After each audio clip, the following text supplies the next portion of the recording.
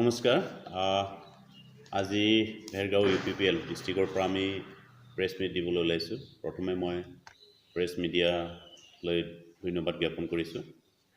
আজি পুনৰ আমি প্ৰেছ মিট দিবলৈ ওলাইছোঁ যে আজি এটা দেশত কৰোনা ভাইৰাছৰ যিটো সন্ত্ৰাস ইয়াক লৈ পেলাই আমাৰ অসমতো এতিয়া যথেষ্টখিনি কৰোনা ভাইৰাছত আক্ৰান্ত ব্যক্তি আমি দেখিবলৈ পাইছোঁ। তো ৰাইজক সাৱধান হ'বৰ কাৰণে মই অনুৰোধ জনাইছোঁ আৰু যিটো আমাৰ সামাজিক দূৰত্ব বজাই ৰাখি আমাৰ যিটো লকডাউন চলি আছে সেইটো মানি চলিবৰ কাৰণে মই সকলোকে আহ্বান জনাইছোঁ। তো আমি মূল বিষয়লৈ আহোঁ যে আজিৰ মূল বিষয়টো হৈছে কি বিভিন্ন চেনেলৰ জৰিয়তে BPFৰ মুৰব্বী হাগ্ৰামা মহিলাৰীদেৱে আমাৰ UPPLৰ ওপৰত মনে সজা কিছুমান অভিযোগ আৰু বিশেষকৈ প্ৰেছিডেণ্ট প্ৰমোদ বড়োৰ ওপৰত UPPLৰ সভাপতি প্ৰমোদ বড়োৰ ওপৰত এলিগেশ্যন আনি অনা দেখিবলৈ পাইছোঁ। তো ইয়াত আমি ইয়াকে ক'ব বিচাৰিছোঁ যে তেওঁলোকৰ নেতাসকলৰ আজি উৱাদি হেৰাই গৈছে যে তেখেতসকলে কি কৰিম কি নকৰিম বুলি ভাবি মানুহক জাষ্ট মানসিক চাপ প্ৰয়োগ কৰি পেলাই আমাক বিচলিত কৰিবৰ কাৰণে ষড়যন্ত্ৰ ৰচনা কৰিছে। প্ৰমোদ বড়োৰ নেতৃত্বত থকা UPPLৰ সকলো নেতা কৰ্মীসকল বিচলিত হোৱা নাই নহয় আৰু প্ৰমোদ বড়ো কেতিয়াও তেওঁলোকৰ অভিযোগত আমি বিচলিত নহওঁ, কাৰণ আমি সঠিক পথত আমি আছোঁ, ৰাইট পজিশ্যনত আমি আছোঁ। আজি তেখেতসকলে যিখিনি অভিযোগ দিছে মিছা অভিযোগ। আমি যোৱা কেইদিনমানৰ আগত হাগ্ৰামা মহিলাৰীদেৱে দুটা জাগাত আমাৰ প্ৰেছিডেণ্ট প্ৰমোদ বড়োৰ ভোটাৰ লিষ্ট থকা বুলি পেলাই তেওঁ অভিযোগ এটা আনিছে আৰু এই অভিযোগৰ সন্দৰ্ভত আমি এটা কথাই ক'ব বিচাৰিছোঁ যে এয়া প্ৰমোদ বড়োৰ ভুল নহয়, এয়া ইলেকশ্যন কমিশ্যনাৰে জানিব, ইলেকশ্যন কমিশ্যনে জানিব যে সেই বস্তুটো দুটা জাগাত কেনেকৈ এজন মানুহৰ নাম থাকিবলৈ পালে। নিশ্চয় তেওঁ যোৱা বিগত সময়ছোৱাত এছেম্বলি ইলেকশ্যন বা পাৰ্লিয়ামেণ্ট ইলেকশ্যনতো তেওঁ তামোলপুৰত ভোট দিছে। তাৰ তথ্য প্ৰমাণ আমাৰ হাতত আছে, ফুটেজ আছে, ভিডিঅ' ৰেকৰ্ডিং আছে, মিডিয়াৰ পাৰ্চনৰ ওচৰত আছে, আমাৰ লগত আছে। তো এইবিলাক তামোলপুৰত তেওঁ ভোট দি আছে। তো এইটো কি কাৰণত নাজানো, অভিযোগ বা ইলেকশ্যন কমিশ্যনৰ পৰা তেওঁলৈ এখন নটিচ আহিব লাগিছিল যে দুটাৰ ভিতৰত কোনটো ৰাখিব, তেওঁক কাটিবৰ কাৰণে তেওঁক এটা নটিচ জাৰি কৰিব লাগিছিল, সেইটো ইলেকশ্যন কমিশ্যনৰ পৰা দিয়া হোৱা নাই।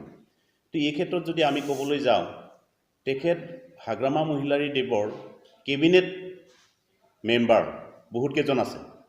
আমি MCLA ৰাজীৱ ব্ৰহ্মৰ নাম ক'ব পাৰোঁ, EM আৰু ডিপুটি চিফ খাম্পা বৰগোহাঞিৰ নাম আমি ক'ব পাৰোঁ। তেখেতৰো দুটা জাগাত ভোটাৰ লিষ্টত নাম আছে।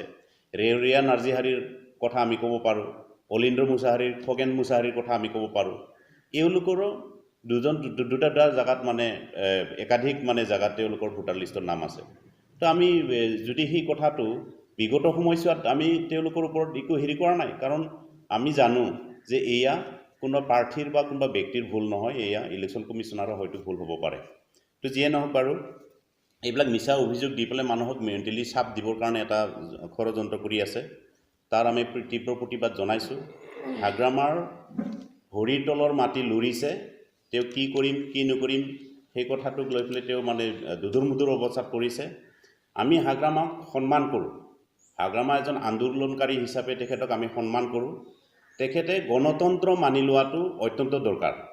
আমি এইবাৰ গণতান্ত্ৰিক যিটো ছিষ্টেম আছে, এই ছিষ্টেমৰ জৰিয়তে গণতান্ত্ৰিকভাৱে ৰাজনৈতিক ব্যৱস্থাৰে তেখেতক আমি বিদায় দিবলৈ ওলাইছোঁ।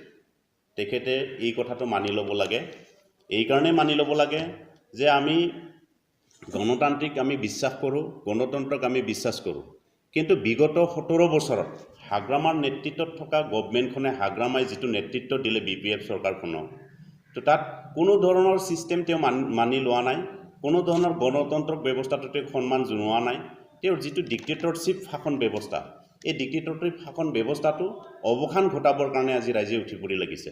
আৰু আমি UPPLত বোলে তাৰ আমি প্ৰত্যাহ্বান জনাইছোঁ BPFৰ ব্যক্তিসকলক, BPFৰ নেতা পালি নেতা, আনকি মই হাগ্ৰামা মহিলা দেৱক মই প্ৰত্যাহ্বান জনাইছোঁ তেওঁলোকৰ হাতত কি উচিত তথ্য পাতি আছে যে UPPৰ এগেইনষ্টে বা প্ৰমোদ বড়ো ছাৰৰ এগেইনষ্টে কিবা যদি তথ্য পাতি আছে আমাৰ ওচৰত দাঙি ধৰক। কিন্তু আমি তেওঁলোকৰ বিৰুদ্ধে এনেকুৱা তথ্য পাতি আমাৰ হাতত আছে তেওঁলোকৰ বিৰুদ্ধে যদি আমি সৰ্বোচ্চ বিগত 17 বছৰত হাগ্ৰামাৰ নেতৃত্বত থকা BPF গভৰ্ণমেণ্টে বা হাগ্ৰামাই যিটো ডিক্টেটৰশ্বিপ মানে শাসন ব্যৱস্থাৰে যিখিনি দুৰ্নীতি ভ্ৰষ্টাচাৰ কৰিলে তাৰ সকলো তথ্য আমাৰ হাতত আছে। আমি যদি এই তথ্যবিলাক যদি ৰাইজৰ আগত দাঙি ধৰিব লাগে হাগ্ৰামা আজি হিৰোৰ পৰা জিৰো হ'ব। আমি সেইটো কথা সেই কামখিনি আমি কৰিব বিচৰা নাছিলোঁ। হাজাৰ হাজাৰ লাখ লাখ কৰোৰ কৰোৰ টকাৰ দুৰ্নীতি ভ্ৰষ্টাচাৰ অপশাসন এইবিলাকৰ তথ্য আমাৰ হাতত আছে। আমাৰ হাতত এতিয়াও আছে।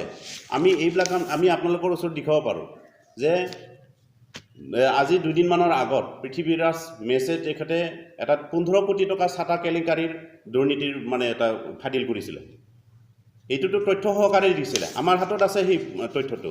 তো ইয়াৰ উপৰি আমি তেখেতসকলক BPFৰ নেতা পালি নেতা আৰু BPFৰ মুৰব্বী হাগ্ৰামা মহিলা দিৱক আমি প্ৰত্যাহ্বান জনাইছোঁ আমাৰ লগত মুখামুখি বিতৰ্কত লিপ্ত হওক। আমি তাৰ তথ্য প্ৰমাণ দিম। বিগত 17 বছৰত তেওঁলোকে কি কৰিলে কি নকৰিলে সেই হিচাপটো ৰাইজক দিয়ক। তেওঁলোকে আজি ৰাইজক দিব লাগিব। আৰু অহা 5 বছৰত তেওঁলোকে চৰকাৰ গঠন কৰিম বুলি কৈ আছে। অহা 5 বছৰত ৰাইজক চৰকাৰ গঠন কৰিবৰ কাৰণে তেওঁলোকৰ হাতত কি পলিচি আছে, কি মেকানিজম আছে, আমাক তথ্য দাঙি ধৰিব লাগিব। না সূতা কম্বলৰ জৰিয়তে তেওঁলোকে ৰাজনীতিৰ মুনাফাটো আদায় কৰি পেলাই সূতা কম্বল বিলে মানে অহা অনাগত 5 বছৰত তেওঁলোকে শাসন কৰিম বুলি ভাবিছে নেকি? আমি কৈছোঁ UPPL চৰকাৰ আমাৰ গঠন হ'ব। UPPL চৰকাৰে বিগত 17 বছৰত তেওঁলোকে কৰিব নোৱাৰা কামখিনি আমি 5 বছৰত কৰি দিম।